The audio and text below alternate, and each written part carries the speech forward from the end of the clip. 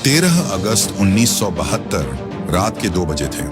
पाकिस्तान के लायलपुर शहर, जिसे आज फैसलाबाद कहते हैं, फैसलाबाद की सबसे खतरनाक जेल में एक अजीब सी हलचल थी। 3 कमरों में 3 भारतीय पायलट थे। तीनों की आंखें खुली थीं, तीनों के दिल तेज धड़क रहे थे, क्योंकि आज वो रात थी जिसके लिए उन्होंने 9 महीने इंतजार किया था।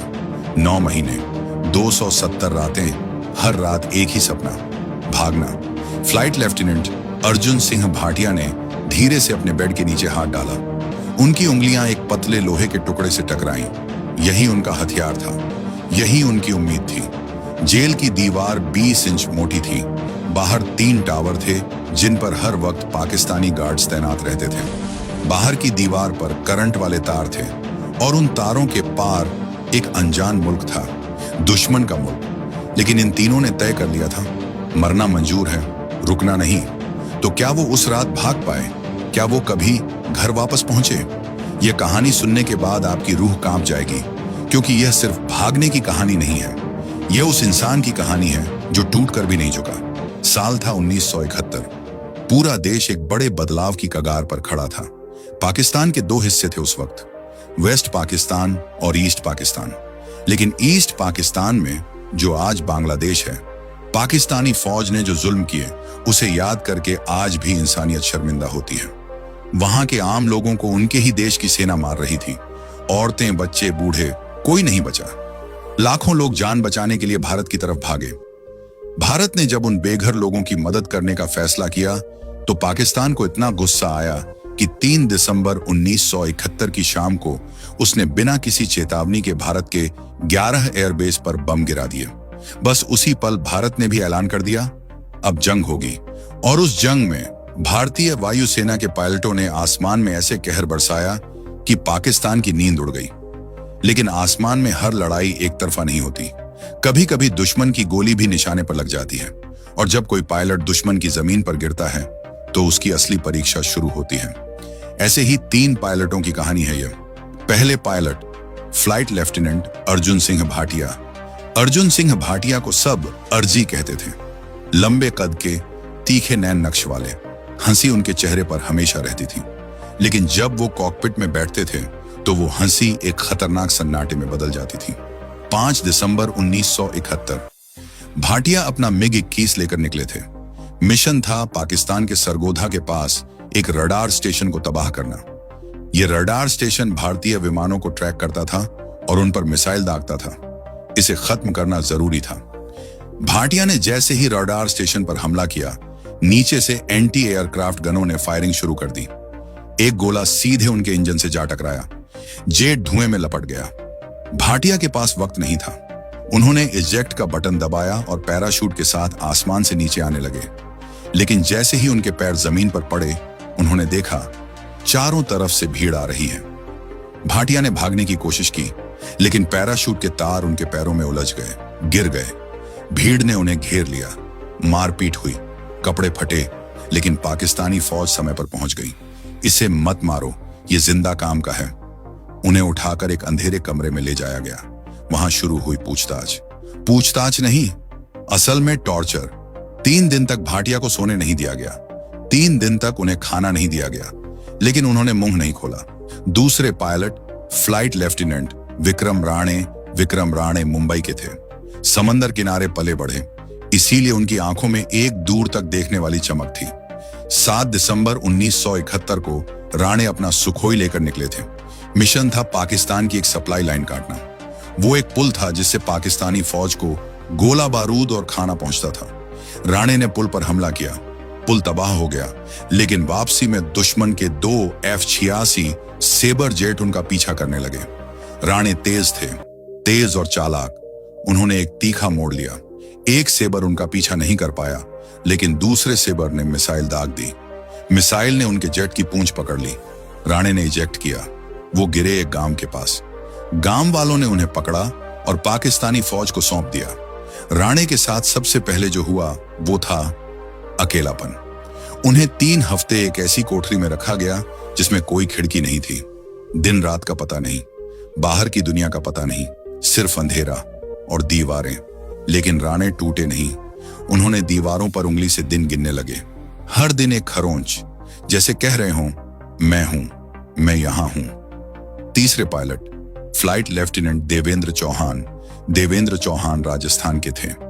रेगिस्तान में पले होने की वजह से उनके अंदर एक अजीब सा धैर्य था। जहां दूसरे घबरा जाते, वहां चौहान शांत रहते। 12 दिसंबर 1971 चौहान का मिशन था एक खास पाकिस्तानी बंकर को तबाह करना। वो बंकर जमीन के अंदर था, बहुत गहरा। चौहान को बिल्कुल सही समय पर बिल्कुल सही कोण से बम गिराना था। उन्होंने 2 बार चक्कर लगाया। तीसरी बार वो नीचे आए और बम गिराया। बंकर उड़ गया, लेकिन उसी वक्त एंटी एयरक्राफ्ट गन से निकला एक टुकड़ा उनके कॉकपिट के शीशे से घुसा और उनके बाएं कंधे में जा धंसा।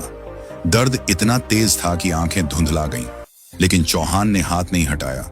उन्होंने जेट को वापस मोड़ने की कोशिश की, लेकिन इंजन ने साथ नहीं दिया। इजेक्ट। चौहान एक नहर के पास गिरे। कंधे में चोट थी, चलना मुश्किल था। पाकिस्तानी सैनिकों ने उन्हें आधे घंटे में ढूंढ निकाला। उन्हें जब अस्पताल ले गए तो पाकिस्तानी डॉक्टर को आदेश था, चोट का इलाज करो, लेकिन इतना ही करो कि मर न जाए, इससे ज्यादा नहीं। चौहान का कंधा ठीक से नहीं जुड़ा। महीनों तक दर्द रहा, लेकिन चौहान ने एक आंसू नहीं बहाया, एक आह नहीं निकाली। धीरे धीरे तीनों एक जगह पहुंचे, लायलपुर का POW कैंप। यह कोई आम जेल नहीं थी। यह जेल खास तौर पर POW यानी प्रिजनर ऑफ वॉर के लिए बनी थी। यहाँ की दीवारें 20 इंच मोटी थीं। हर सेल में एक बल्ब था जो 24 घंटे जलता रहता था, ताकि कैदी अंधेरे में कुछ कर न पाएं। हर 2 घंटे पर गार्ड्स राउंड लेते थे। बाहर की तरफ एक और दीवार थी, 15 फीट ऊंची, और उस दीवार पर करंट वाले तार। कुल मिलाकर यह एक ऐसी जगह थी जहां से भागना नामुमकिन था। लेकिन जब 25 दिसंबर 1971 को खबर आई कि पाकिस्तान ने सरेंडर कर दिया है और भारत जंग जीत गया है, तो सभी कैदियों की आंखों में चमक आ गई। अब तो जल्दी घर जाएंगे। लेकिन दिन बीतते गए, हफ्ते बीत गए, महीने बीत गए, कोई नहीं आया। राजनीति के पेच में उनकी रिहाई अटकी पड़ी थी। एक रात अर्जुन सिंह भाटिया ने धीरे से कहा, यार, अगर हम खुद नहीं निकले तो शायद सालों लग जाएंगे। राणी ने पूछा, क्या मतलब? भाटिया ने एक लंबी सांस ली और कहा, मतलब साफ है, हम भागेंगे। कमरे में सन्नाटा छा गया। चौहान ने खिड़की से बाहर देखा, गार्ड का साया दिख रहा था। फिर उन्होंने भाटिया की तरफ देखा और धीरे से कहा, बताओ, क्या सोचा है? उस रात वो तीनों सुबह तक बात करते रहे, और सुबह तक एक बात तय हो गई थी, यह तीनों भागेंगे या मरेंगे, बीच का कोई रास्ता नहीं। सबसे पहली जरूरत थी जानकारी, जेल का नक्शा, बाहर के रास्ते, बॉर्डर कहां है, अफगानिस्तान कितनी दूर है। इसके लिए उन्हें जेल के कमांडर मेजर इकराम उल्लाह का भरोसा जीतना था। मेजर इकराम उल्लाह पढ़ा लिखा आदमी था। उसे इतिहास और भूगोल का बहुत शौक था। भाटिया ने यह कमजोरी पकड़ी। वो रोज उससे बातें करने लगे, मुगल इतिहास पर, भारत पाक के बंटवारे पर, सिंधु सभ्यता पर। धीरे धीरे मेजर को लगा कि यह पायलट बहुत शरीफ और पढ़ा लिखा है, यह कभी भागने की कोशिश नहीं करेगा। इसी भरोसे का फायदा उठाकर एक दिन भाटिया ने कहा, मेजर साहब, क्या हमें पढ़ने के लिए कुछ किताबें मिल सकती हैं? और एक नक्शा, हम यहाँ बैठे बैठे इतिहास पढ़ना चाहते हैं। मेजर मुस्कुराया। उसने कहा, ठीक है। अगले दिन एक पुराना एटलस और 3 किताबें आ गईं। मेजर को जरा भी अंदाजा नहीं था कि वो अपने कैदियों को जेल की चाबी दे रहा है। तीनों ने रात भर नक्शा देखा। भाटिया ने समझाया, देखो, भारत का बॉर्डर नजदीक है, लेकिन वहां दोनों देशों की फौजें आमने सामने हैं, बारूदी सुरंगें हैं, वो रास्ता मौत का रास्ता है। राणे ने पूछा, तो फिर? भाटिया ने उंगली पश्चिम की तरफ रखी। अफगानिस्तान, चौहान ने कहा। लेकिन वो बहुत दूर है। भाटिया बोले, दूर जरूर है, लेकिन वहां के पहाड़ी रास्तों में न पुलिस है न चेक पोस्ट। वहां कबीले रहते हैं जो पाकिस्तान सरकार को ज्यादा नहीं मानते। हम वहां से छिपते छिपाते निकल सकते हैं। प्लान तय हुआ, रास्ता अफगानिस्तान। अब असली चुनौती थी जेल की 20 इंच मोटी दीवार तोड़ना, बिना किसी औजार के, बिना किसी शोर के, और बिना किसी को पता चले। औजार जुटाना। एक दिन जेल में नलसाज आया पाइप ठीक करने। चौहान उसके पास गए, बातें शुरू की, उसका ध्यान भटकाया, और जब वो नलसाज पाइप की तरफ झुका, चौहान ने फुर्ती से उसकी बेल्ट से एक छोटी छेनी खींच ली। दूसरे दिन एक गार्ड अपना टिफिन छोड़कर किसी काम से चला गया। राणे ने चुपचाप टिफिन से एक मोटा चम्मच निकाल लिया। अब उनके पास थी एक छेनी और एक चम्मच, दुनिया के सबसे पतले हथियार, लेकिन यही उनकी जिंदगी थी। सही सेल चुनना, उन्हें ऐसी सेल चाहिए थी जो जेल की बाहरी दीवार के सबसे पास हो। भाटिया ने एक चाल चली। उन्होंने गार्ड से कहा, यार हमारे कमरे में चूहे बहुत हैं, रात को नींद नहीं आती, क्या हम उस कोने वाली सेल में जा सकते हैं? गार्ड हंसा। चूहों से डरते हो पायलट साहब? भाटिया ने भी हंसकर कहा, नहीं यार, लेकिन नींद तो चाहिए ना। गार्ड ने सोचा, यह तो बस आराम मांग रहे हैं। उसने हां कर दी। तीनों उस कोने वाली सेल में शिफ्ट हो गए जो जेल की बाहरी दीवार के ठीक पास थी। पहली रात के 12 बजे भाटिया बेड के नीचे घुसे, छेनी उठाई और दीवार पर पहली बार छेनी चलाई। खटाक! बाहर गार्ड के कदमों की आवाज आई। भाटिया रुक गए। दिल की धड़कन तेज हो गई। ऊपर राणे ने खांसना शुरू किया, जोर से, लंबी खांसी। गार्ड रुका, फिर आगे चला गया। भाटिया ने राहत की सांस ली और फिर से शुरू किया, धीरे धीरे, बहुत धीरे। हर रात बस थोड़ा सा काम होता था। रात 12 से 1 बजे तक, सिर्फ 1 घंटा। उससे ज्यादा जोखिम था। दीवार से जो धूल और मिट्टी निकलती थी, उसे वो अपने कपड़ों में छिपाकर सुबह टॉयलेट में बहा देते थे।